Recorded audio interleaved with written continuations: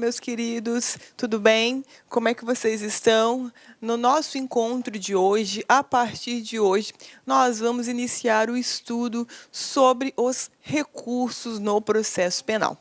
Então, na aula de hoje, na próxima parte da aula, nós vamos trabalhar sobre a teoria geral dos recursos, mas não se preocupe, a gente vai passar rapidamente sobre essa parte teórica e aí nós vamos estudar os recursos propriamente ditos. Maravilha? Então, veja que os recursos, nós tivemos já em aulas anteriores um estudo sobre sentença, sobre coisa julgada formal e imaterial.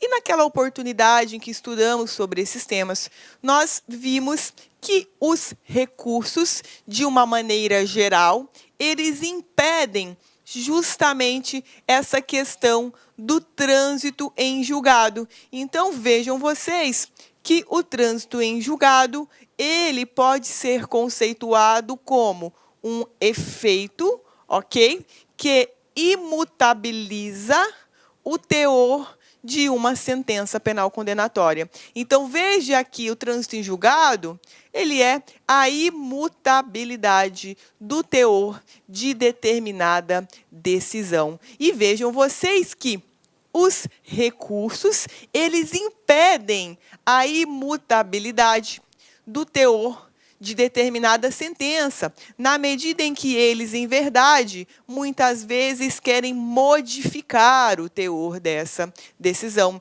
Então, veja que, basicamente, o recurso, ele é um instrumento que é voluntário e que visa impugnar decisões judiciais. Então, vejam vocês que ele é a ferramenta vinculada ao inconformismo de determinada decisão. E veja que em matéria criminal, sempre nós vamos ter uma parte que não vai sair vencedora, na medida em que o Ministério Público acusa em regra, com exceção dos casos de ação penal privada, e a defesa defende. Então, se uma pessoa é condenada, a acusação ganha. Se uma pessoa é absolvida, a defesa ganha. Então, veja que dentro dessa balança, sempre vai haver, de alguma forma, o descontentamento com essa decisão. Claro, muitas vezes também, a parte, ela ganha, mas ela não está satisfeita. Então, por exemplo, o meu cliente, ele foi condenado a 10 anos de prisão. Eu quero rever o teor dessa pena. Meu cliente é réu, confesso, mas o cálculo está equivocado. Então, veja que eu perdi, mas não perdi desse jeito. Ou, por outro lado, por exemplo, o promotor de justiça ganhou, mas ganhou menos do que ele queria. Então, nesse mesmo caso, ao invés de ser uma sentença de 10 anos, ele queria 15. Então, ele ganhou, mas ele queria ganhar mais. Então, veja que os recursos, eles sempre estão atrelados a essa questão do inconformismo, ok? E veja que ele é utilizado antes da preclusão, claro. A preclusão significa o quê? Significa a impossibilidade de, através daquele mecanismo processual, eu discutir o teor de algo. Precluiu, eu perdi o prazo para poder discutir dentro daquela ferramenta no processo o teor daquela decisão, claro. Então, veja que o recurso, ele também é utilizado antes dessa preclusão. E ele incide dentro da relação jurídica processual que deu o ensejo à condenação. Então, veja, eu tenho a denúncia que é finalizada com a sentença. E veja, quando eu quero rediscutir o teor dessa sentença, vejam vocês que o recurso, ele incide aqui, no processo principal que originou a relação jurídica processual. E veja, portanto, que a finalidade do recurso, como é rediscutir o teor dessa decisão aqui, ora ele quer invalidar, ora ele quer integrar, ora ele quer esclarecer o teor dessa decisão. Perfeito? Então, veja que esse é o conceito perfeito de recurso, ok? E vejam vocês que nós temos, portanto, algumas generalidades com relação aos recursos. Nós temos os fundamentos aos quais o recurso ele se vincula. Então, veja que o primeiro fundamento de um recurso é a falibilidade humana. Claro, o juiz ele é um ser humano. Lá no primeiro grau, veja que, em regra, a competência para processo e julgamento dos crimes comuns é do primeiro grau. Então, o juiz ele é uma pessoa. Ele está sujeito a cometer erros. O volume de processos pode fazer com que ele se equivoque em alguma coisa, que ele deixe passar batido algum fato, alguma informação. Então, a falibilidade humana, pela sua própria natureza, ela autoriza a existência desse inconformismo, a possibilidade de revisão do teor de determinada decisão. Claro, para além da falibilidade humana, nós temos o inconformismo, que é a tecla que eu acabei de bater quando nós começamos a conversar. E temos também a questão do duplo grau de jurisdição. Com relação a esse fundamento, que é o duplo grau de jurisdição, a primeira coisa que nós temos que nos recordar é a de que, veja, em regra, é possibilitado às partes esse duplo grau de jurisdição. Veja, esse princípio, quando nós tivemos uma aula só sobre princípios, nós falamos sobre ele, mas nunca é demais lembrar, esse princípio ele não está expresso na Constituição Federal. Perfeito? É denominado, portanto, de princípio implícito. E ele diz o seguinte: o duplo grau de jurisdição, ele viabiliza a possibilidade de revisão do teor do que foi prolatado em uma decisão por um tribunal superior. Então, veja que interposição de um recurso que seja capaz de devolver ao tribunal o conhecimento de toda a matéria de fato, de direito e matéria vinculada a provas apreciada no primeiro grau, ok? Mas veja, eu disse a vocês que isso é uma regra. E toda regra tem exceção. Então, esse fundamento do duplo grau de jurisdição, muitas vezes ele não é observado.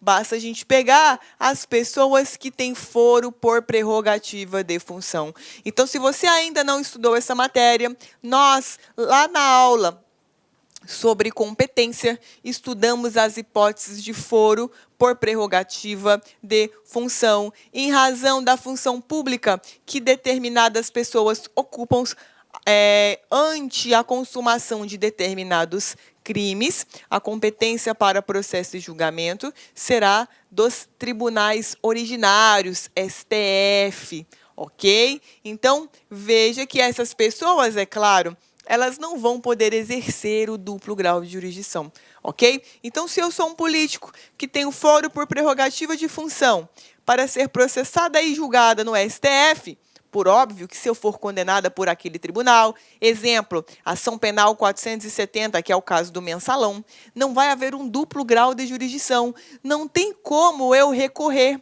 para um tribunal superior ao STF, reanalisar o teor da decisão que ele prolatou. Mas essa é a exceção da exceção, ok? E aí veja que, assim como a ação penal possui requisitos, possui pressupostos para que ela seja admitida, ou seja, assim como a queixa-crime, assim como a denúncia criminal, possuem requisitos, pressupostos para que sejam processados e julgados, da mesma forma, também o é os recursos. Então, quando um recurso ele é proposto, ele é interposto, ele deve obedecer a requisitos mínimos que nós chamamos de pressupostos recursais, pressupostos de admissibilidade recursal.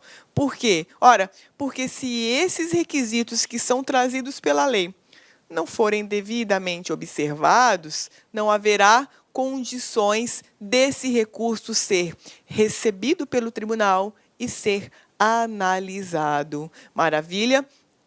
Então, veja que agora nós iniciamos o estudo dos pressupostos ou requisitos de admissibilidade recursal. Perfeito? Algumas considerações com relação aos recursos. Primeira, juízo a quo, ok? É o juízo contra o qual se recorre. Então, veja, eu fui condenada na vara criminal, na segunda vara criminal da comarca de Cuiabá. Perfeito. Então, o juízo a quo para o meu recurso é a vara criminal da comarca de Cuiabá.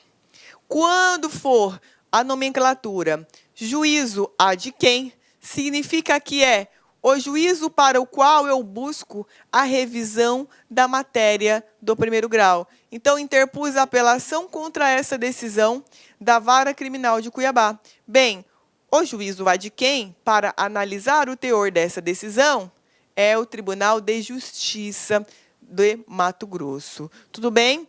Esses pressupostos que nós vamos estudar daqui a pouco, eles são analisados tanto pelo juízo ad quem, quanto pelo juízo a quo, tá? Quando esses requisitos ou pressupostos, eles são observados, ok?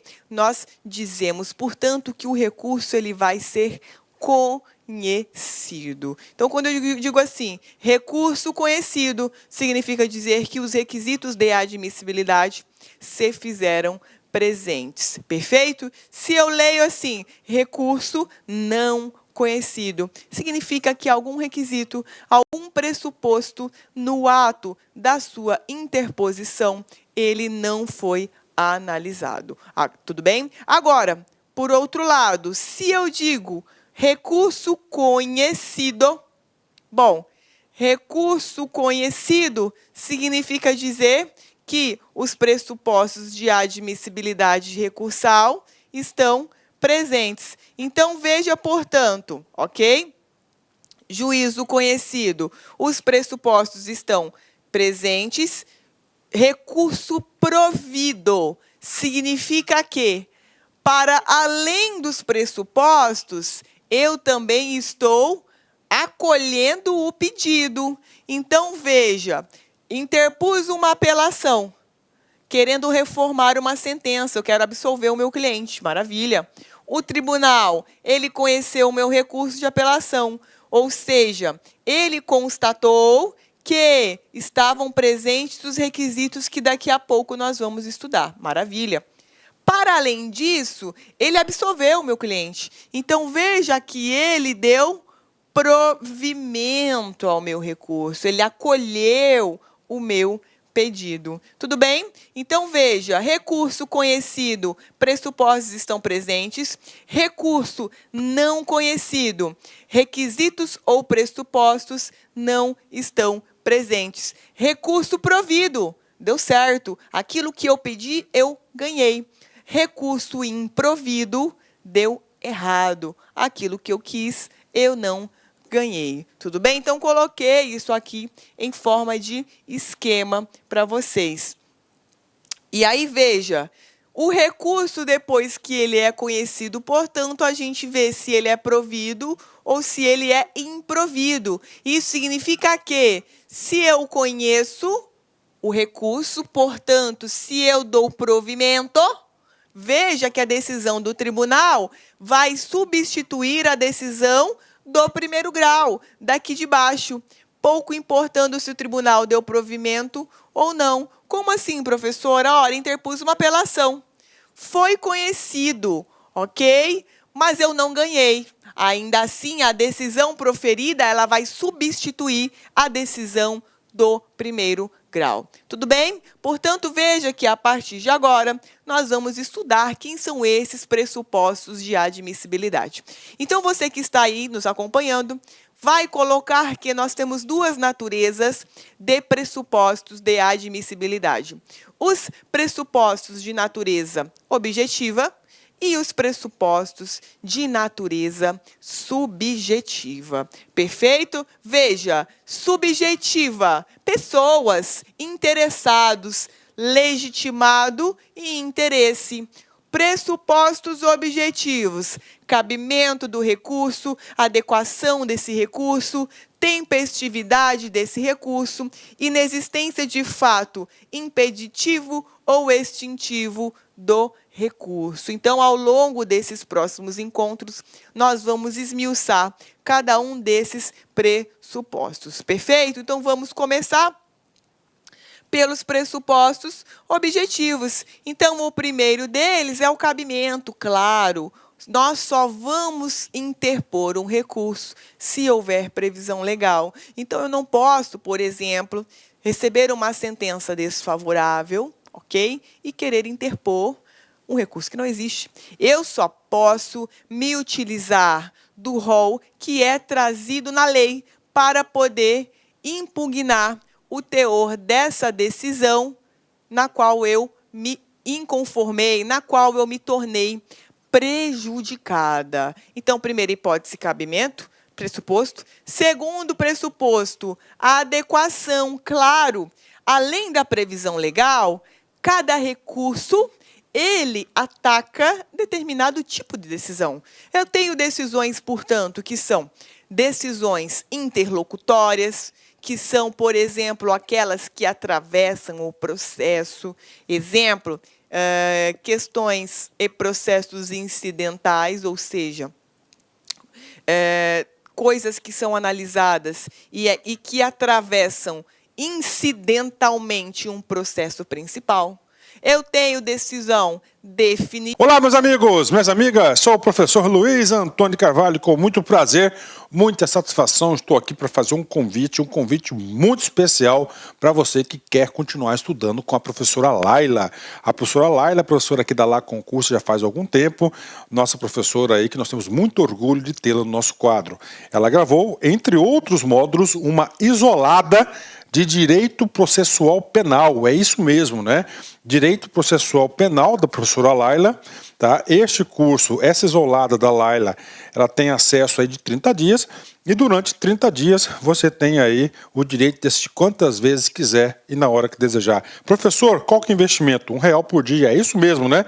Apenas por R$30 você vai ter direito aí a todas essas aulas de direito processual penal com a professora Laila aqui na Lá Concurso. Então espero vocês, um forte abraço, fique com Deus, tchau, tchau.